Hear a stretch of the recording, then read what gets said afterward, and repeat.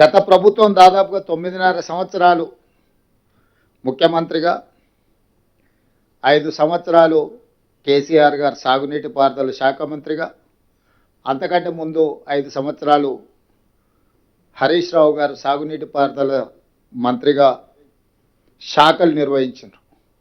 అంటే 9.5 సంవత్సరాలు ప్రత్యేక తెలంగాణ రాష్ట్రంలో హరీష్ రావు గారు, చంద్రశేఖరరావు గారే ఈ శాఖలు నిర్వహించడం జరిగింది. చాలామంది ఆ పార్టీలో ప్రభుత్వంలో అనుభవజ్ఞులు ఉన్న ఈ శాఖ మాత్రం వారి దగ్గరనే ఉంది. వారు తెలంగాణ ప్రజల హక్కులను కాపాడతారు, తెలంగాణ ప్రజల యొక్క నీళ్లను వాళ్ళు మన ప్రాంతంలో ఉండే భూములకు తరలిస్తారనేదే వాళ్ళని నమ్మిన వాళ్ళందరి యొక్క విశ్వాసం. ఆ విశ్వాసాన్ని వమ్ము చేస్తూ నిర్లక్ష్యమో లేకపోతే అహంకారమో తెలియదు, వాళ్ళు తీసుకున్న నిర్ణయాలు తెలంగాణకు ఒక గుదిబండగా మరణశాసనంగా తయారైనాయి. ఈ ప్రాంతానికి ప్రధానంగా 2 నదులు, ఒకటి కృష్ణానది, 2 గోదావరి నది. ఒక 2 నిమిషాలు కృష్ణానది గురించి మనము చర్చించుకోవాల్సి వస్తే, కృష్ణానది మహారాష్ట్రలో పుట్టి కర్ణాటక, తెలంగాణ, ఆంధ్రప్రదేశ్ ఆనాటి ఉమ్మడి రాష్ట్రానికి 811 టీఎంసీలు నికర జలాలు. నీళ్లను 3 రకాలుగా మనం చర్చించుకుంటాం: నికర జలాలు, మిగులు జలాలు, వరద జలాలు. నికర జలాలు అంటే గ్యారెంటీగా నీళ్లు వస్తాయనేది. మిగులు జలాలు అంటే అప్పుడప్పుడు కొంచెం అధికంగా సీజన్లో వానలు ఎక్కువ పడితే మిగులు జలాలు. వరద జలాలు అంటే అనుకోకుండా తుఫాన్లు వచ్చో లేకపోతే ఏదైనా కారణాల చేత విపరీతమైన నీళ్ళు వచ్చినప్పుడు వచ్చేటి వరద జలాలు. నీళ్ళని 3 రకాలుగా విభజించినప్పుడు నికర జలాల మీద స్పష్టమైన కేటాయింపులు జరిగినాయి.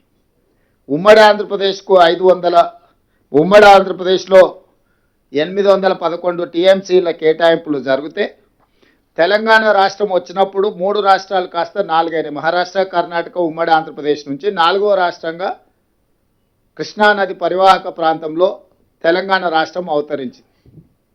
మరి ఆనాడు విభజన సందర్భంగా ఈ నీళ్ల కేటాయింపులు రాష్ట్రం ఏర్పడ్డ తర్వాత వివాదాలు వస్తాయనే ఆనాడు ముందస్తు ఆలోచనతోని మన్మోహన్ సింగ్ గారు అందరి సూచనలు తీసుకొని నదీ పరివాహక నిర్వహణ కమిటీలను, కృష్ణా రివర్ మేనేజ్మెంట్ బోర్డు, ఈ 2 రాష్ట్రాల యొక్క నీటి కేటాయింపుల నుంచి నీళ్ల వినియోగం వరకు వివాదాల పరిష్కారం కోసము ఒక రివర్ మేనేజ్మెంట్ బోర్డును అపాయింట్ చేసింది. ఏ రాష్ట్రానికైనా సమస్య ఉంటే ఆ రివర్ మేనేజ్మెంట్ బోర్డుకి వెళ్ళి విన్నవించుకుంటే వాళ్ళ ఎదురుగున్న రాష్ట్రాన్ని వివరణ అడిగి ఆ అనుమానాలను నివృత్తి చేయడము, లేకపోతే దానికి సంబంధించిన ఆదేశాలు ఇవ్వడానికి ప్రాజెక్టుల నిర్వహణతో పాటు కొత్తగా ప్రాజెక్టులు నిర్మించుకోవాలంటే కూడా రివర్ మేనేజ్మెంట్ బోర్డు అనుమతి తీసుకోవాలని ఆ రోజు ఆదేశాలు ఇచ్చింది.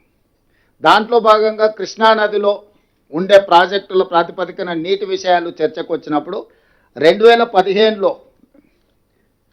హరీష్ రావు గారు, ఆనాటి ప్రభుత్వం అందరూ ఉమ్మడి రాష్ట్రానికి సంబంధించిన మరి 811 టీఎంసీలను ఏ విధంగా మనం వాడుకోవాలి ఏంది అని చర్చ వచ్చినప్పుడు హరీష్ రావు గారు ఈ ప్రభుత్వానికి ఆ రోజు విద్యాసాగరరావు గారు కూడా సభ్యులు, వారు సాగునీటి ప్రాజెక్టులకు సలహాదారులుగా ఉండే.